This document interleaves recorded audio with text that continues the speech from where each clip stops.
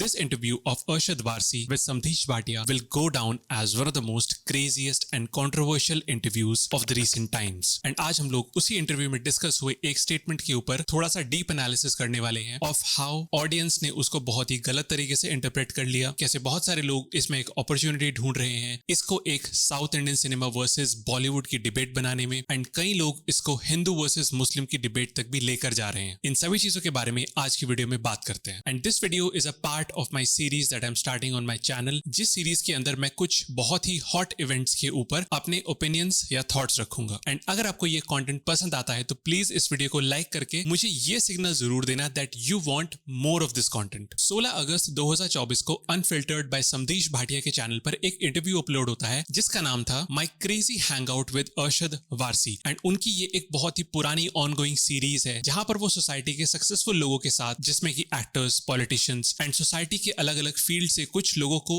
वो लेकर आते हैं एंड उनके साथ वो एक कैंडिड कॉन्वर्सेशन करते हैं। वैसे तो ये इंटरव्यू 2 घंटे और 55 मिनट का है, तो ऑलमोस्ट एक फीचर फिल्म के जितना ये बड़ा इंटरव्यू है, लेकिन जो सबसे बड़ी कंट्रोवर्सी एंड जिस चीज को सबसे ज्यादा हाईलाइट मिल रही है वो चीज इस इंटरव्यू के लेटर हाफ में होती है, जहां पर समदेश भाटिया अरशद वारसी से ये पूछते हैं आपने रिसेंट टाइम्स में कौन सी ऐसी फिल्म देखी है, इंडियन फिल्म देखी है जो आपको पसंद आई है, रेकमेंड करना चाहोगे या आप बताना चाहोगे जिसको आपने एंजॉय किया। तो वहां पर अरशद वारसी ये बोलते हैं कि रिसेंट टाइम्स में मैंने कल की देखी है लेकिन वो मुझे बिल्कुल भी पसंद नहीं आई। मैंने कल की देखी जो मुझे नहीं अच्छी लगी। उसमें वो ये भी बोलते हैं कि I wanted to see Mad Max with a character like Mel Gibson, लेकिन वहां पर मिलता है हमें प्रभास जैसा कैरेक्टर जो उन्होंने अपने वर्ड्स में डिस्क्राइब किया कि he was looking like a joker. On the whole picture मुझे Prabhas, I am really sad but why was he was like a joker, why? You know, I want to see a Mad Max here, I want to see Mel Gibson over there.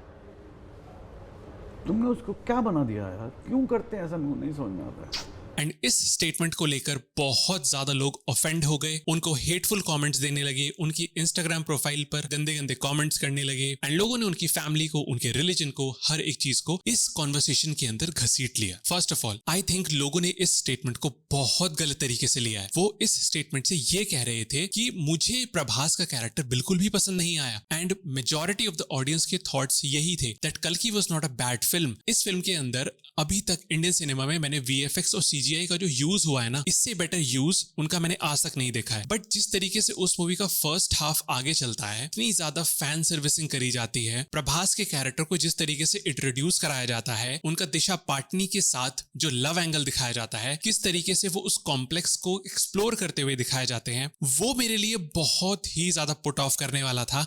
And वहां पर मुझे लग रहा था कि why is the character of Prabhas is getting such a special treatment. देखो, मैं मानता हूं Prabhas is a big star, थोड़ा बहुत फैन सर्विसिंग चलता है, लेकिन वो फैन सर्विसिंग कम से कम 1 घंटे तक चलता रहा। एंड उसी चीज को बहुत ब्रूटली ऑनेस्ट वर्ड्स में अरशद वारसी ने इस वीडियो के अंदर एक्सप्लेन करा है या फिर अपना कंसर्न दिखाया। और वहीं पर उन्होंने अमिताभ बच्चन सर की बहुत ज्यादा तारीफ करी है। एट द एज ऑफ 82 वो इतना ज्यादा कमेंडेबल परफॉर्मेंस कर रहे हैं, इतना बढ़िया ऑरा, एक एनर्जी, एक कमिटमेंट लेकर आते हैं उस रोल के लिए, जो कमिटमेंट और एनर्जी और ऑरा मुझे तो प्रभास में नहीं दिखा। एंड मेरे जैसे मेजॉरिटी ऑफ लोग हैं जिनको वो चीज बहुत ज्यादा खटकी थी जब वो कल की फिल्म देख रहे थे। देखो, आपके ओपिनियन मुझसे अलग हो सकते हैं and that is completely okay. First of all, लोग इसी चीज को मिस इंटरप्रेट कर रहे हैं कि अरशद वारसी ने प्रभास को जोकर बोला है। No, he was not trying to say that. And यहीं पर कुछ अपॉर्चुनिस्ट लोग हैं जो इसको एक Bollywood versus south Indian cinema की बीफ बनाना चाहते हैं, उनके बीच में कंट्रोवर्सी क्रिएट करना चाहते हैं। इसी स्टेटमेंट के बाद वो साउथ इंडियन सिनेमा को बहुत ज्यादा प्रेज करते हैं एंड वो ये बोलते हैं कि south Indian cinema is experimenting a lot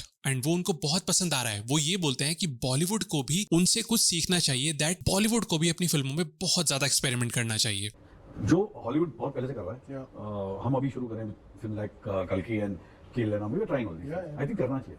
south करता है, साउथ बिंदास करता है, बहुत मजा आता है। They are so experiment, they are so brave यार, दे जस्ट डू एनीथिंग। हम लोग इतना डर डर के काम करते हैं। बट जब लोग सेलेक्टिव आउटरीच करने लगते हैं तो फिर वो एक पॉइंट को लेकर आउटरीच नहीं कर रहे होते, वो अपनी फ्रस्ट्रेशन निकालने के लिए आउटरीच कर रहे होते हैं। एंड वही हमें इस केस में देखने के लिए मिलता है। इससे तुम्हें उन लोगों के माइंडसेट का पता चलता है कि उनकी लाइफ में क्या ज्यादा इंपॉर्टेंट है। वो एक फिक्शनल कैरेक्टर फिल्म को लेकर इतना बड़ा आर्ग्यू कर रहे हैं और जिस स्टार को वो डिफेंड कर रहे हैं actually he doesn't even care about them. वो उनको जानता भी नहीं है, वो ना कभी उनसे मिलेगा, कभी उनकी लाइफ में उससे कोई इंटरेक्शन नहीं होगा, और अगर कोई इंटरेक्शन होगा भी तो वो कोई मीनिंगफुल इंटरेक्शन नहीं होगा। वो उनको सिर्फ और सिर्फ एक फैन की तरह देखेगा और वो लोग उसको एक गॉड या फिर स्टार की तरह देखेंगे। और दोनों ही एंगल से ये जो रिलेशनशिप है ये डूम्ड है। एंड ये जो सारा क्रिटिसिज्म आ रहा है ना अरशद वारसी की तरफ से, इसके लिए कोई बेटर टाइमिंग नहीं हो सकती थी कल की फिल्म के एक और प्रमोशनल स्ट्रैटेजी के लिए, बिकॉज 22 अगस्त को ये फिल्म नेटफ्लिक्स पर आने वाली है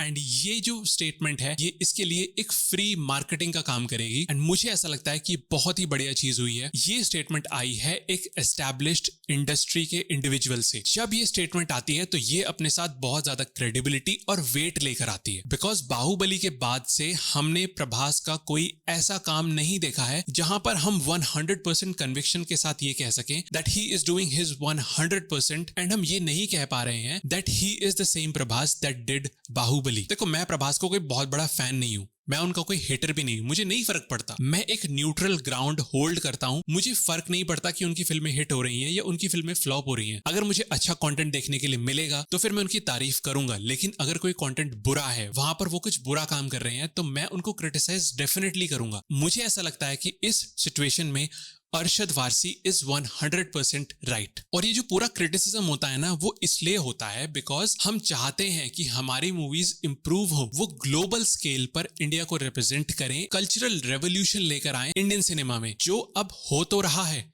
बट स्टिल हमें और ज्यादा पेस के साथ और ज्यादा एडवांसमेंट के साथ आगे बढ़ना होगा। एंड जब कोई ऐसी स्टेटमेंट कोई इंडस्ट्री इनसाइडर से आती है तो वो ना बहुत वेट होल्ड करती है। एंड ये जो वेट है ना, प्रभास के अंदर एक स्पार्क जगा सकता है that I will prove this man wrong. I will prove that I am a really great actor and I can choose great scripts. And उनको उस बाहुबली वाले लेवल तक ले जाने का काम ना मुझे लगता है इस समय इंडस्ट्री में बहुत ही कम लोग हैं जो कर सकते हैं। या तो वो खुद एस राजामौली हैं या फिर कोई फियरलेस डायरेक्टर जैसे कि Sandeep Reddy Vanga who doesn't give a shit about critics। But क्या प्रभास कोई ऐसा कैरेक्टर पिक करेंगे जहां पर उनकी वल्नरेबिलिटी दिखे, जहां पर वो एक हीरो कैरेक्टर ना हो, एक ग्रे कैरेक्टर हो? I think he is doing a project with Sandeep Reddy Vanga और मुझे ऐसा लगता है कि वहां पर हमें प्रभास का एक ऑथेंटिक सेल्फ देखने के लिए मिल सकता है। तो यही थे मेरे थॉट्स अरशद वारसी के उस स्टेटमेंट को लेकर। एंड अगर आपको ये कंटेंट पसंद आ रहा है तो भाई यूट्यूब के एल्गोरिदम को वीडियो लाइक करके बोलो कि भाई मुझे और ऐसा कंटेंट देखना है and I will provide more of this content to you. बहुत बहुत थैंक यू यार अपना कीमती टाइम देने के लिए। तो मिलते हैं एक और वीडियो में। Thank you for watching,